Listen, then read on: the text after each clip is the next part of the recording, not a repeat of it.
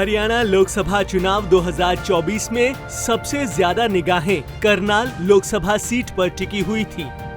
यहाँ न सिर्फ लोकसभा चुनाव थे बल्कि विधानसभा उपचुनाव भी थे और दोनों में ही बीजेपी जीत हासिल करने में सफल रही। करनाल लोकसभा सीट से बीजेपी उम्मीदवार और पूर्व मुख्यमंत्री मनोहर लाल ने कांग्रेस के दिव्यांशु बुद्धि राजा को हार का स्वाद चखा दिया। मनोहर लाल ने इस बात का जिक्र किया कि जो पसीना इन चुनावों में बहाया है उसे सूखने नहीं देना है। उन्होंने आगे कहा कि विधानसभा चुनावों के लिए और ज्यादा मेहनत करनी पड़ेगी। अंतोगत्वा जब परिणाम सामने होता है तो वो जनता का दिया हुआ वर्डिक्ट होता है।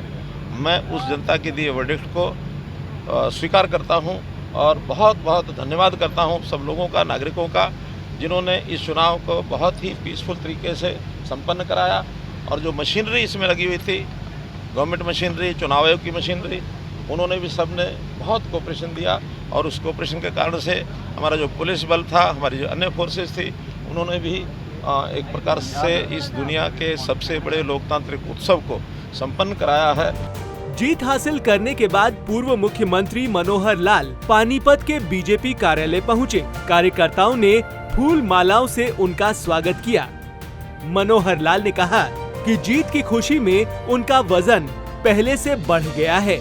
सब कार्यकर्ताओं का धन्यवाद किया है, जनता का धन्यवाद किया है और विशेष तौर पर मैं मीडिया के लोगों का भी आभार प्रकट करता हूं, जिन्होंने बहुत एक सकारात्मक सहयोग इस सारी व्यवस्था को संचालन करने में दिया है।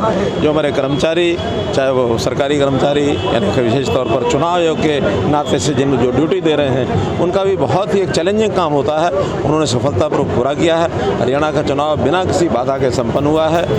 वहीं करनाल विधानसभा उपचुनाव में मुख्यमंत्री नायब सैनी के सिर पर जीत का ताज सज चुका है। मुख्यमंत्री नायब सैनी जीत का सर्टिफिकेट लेने के बाद अपने कार्यालय अग्रवाल धर्मशाला में पहुंचे। उनके साथ उनके कार्यकर्ता भी मौजूद रहे। उन्होंने अपनी पत्नी के साथ मंदिर में माथा टेका। वहीं कार्यकर्ता भी जश्न मनाते हुए नजर आए। वो ढोल नगाड़ों पर नाच रहे थे और सीएम नायब सैनी की जीत का जश्न मना रहे थे। मुख्यमंत्री नायब सैनी ने कार्यकर्ताओं को बधाई दी। इस जीत को कार्यकर्ताओं की जीत बताया और आगे आने वाले चुनावों के लिए संदेश दिया।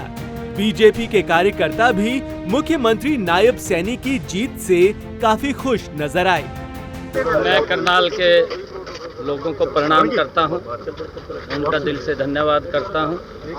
जो विश्वास उन्होंने किया है उस विश्वास को मैं 100% पूरा करने का काम करूंगा।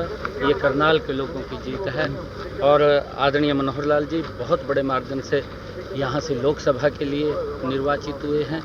मैं पूरे हरियाणा प्रदेश के लोगों का दिल से धन्यवाद करता हूँ कि उन्होंने इस लोकतंत्र के पर्व के अंदर जिस प्रकार से शामिल होकर के शालीनता से और भाग लिया है और इस लोकतंत्र को मजबूत करने का काम किया है। देश ने तीसरी बार नरेंद्र मोदी जी की नीतियों के ऊपर मुहर लगाई है। आदरणीय नरेंद्र मोदी जी के नेतृत्व में हम हरियाणा को जिस प्रकार से पहले गति से विकास हुआ, सबका साथ सबका विकास लेकर के प्रदेश को आगे बढ़ाने का। Thank you sir. कुल मिलाकर करनाल सीट पर इस बार बीजेपी और कांग्रेस के बीच रोचक मुकाबला देखने को मिला, जहां बीजेपी ने अपना प्रदर्शन बरकरार रखा। सूर्या समाचार के लिए करनाल से हिमांशु नारंग की रिपोर्ट।